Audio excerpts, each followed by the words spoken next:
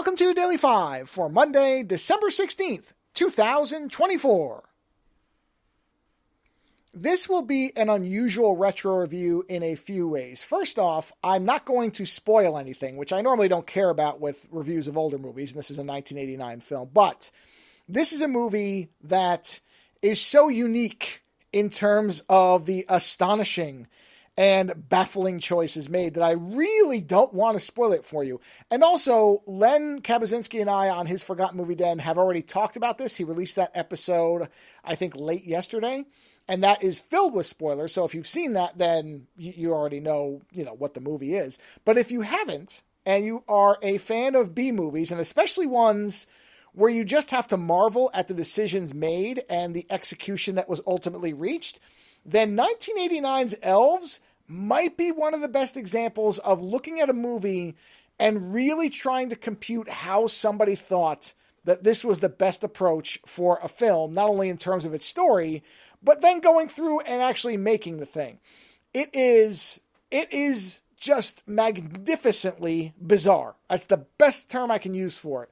So I'll give you the surface level synopsis, which is that a young woman around the holidays learns that she is a key figure in one of Hitler's Nazi occult plots, this one involving half-human, half-elf hybrids that will birth the Antichrist, which is also, I guess, the master race leader. Not really clear.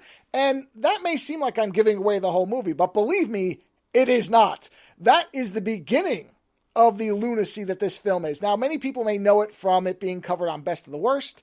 It is a somewhat legendary B movie from the holidays.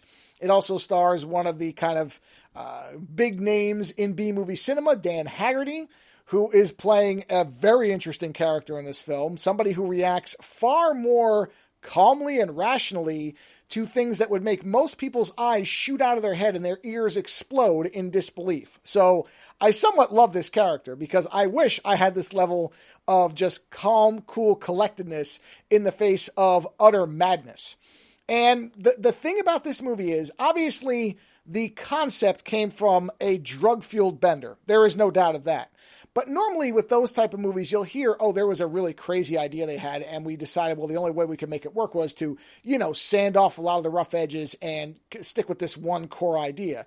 But this movie appears to be, no, they took that original idea in all of its just, again, bizarre beauty and said, nope, we're going to run with this and we'll add some new stuff to it to kind of amp it up. This is not already a crazy enough idea. We need to kind of just keep bumping up the level of WTF-ery to keep things family friendly and work safe. It is just magnificent to watch because you just keep sitting there and something happens and you think, how was this idea not only greenlit to film, but then they stuck with it, but in the best way. There are movies that when you see these things and these odd choices, they end up being just disappointing, boring, or upsetting. But in this movie, they are delightful because they just don't make any sense. And then they just keep happening. So you don't really ever get a moment to actually think too much about the weird thing that was just shown to you because a new weird thing is happening. The only negative about it is that there is no really good version of it available. So there's just YouTube copies of them, which aren't fantastic. They're still worth watching. Don't get me wrong. I'll link to one and hopefully it's still up when this show posts. It should be because I'll be linking it about 5 minutes or 20 minutes before I post this. But this is a movie that anybody who's into B movies, it's like 80-something minutes. I don't even think it hits the 90-minute mark. And you will be riveted by the fact that this thing was made and then released in the form that it is. I cannot emphasize highly enough how delightfully weird this movie is in the best ways. And like I said, a lot of people have probably already heard of it, but just on the off chance you haven't, or you haven't watched that episode I did with Len yet because we spoiled the entire film, this is a rare movie where I'd say go in knowing very little because you will just be astonished again and again and again.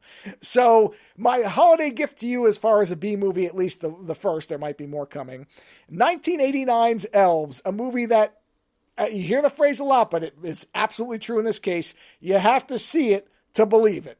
Later.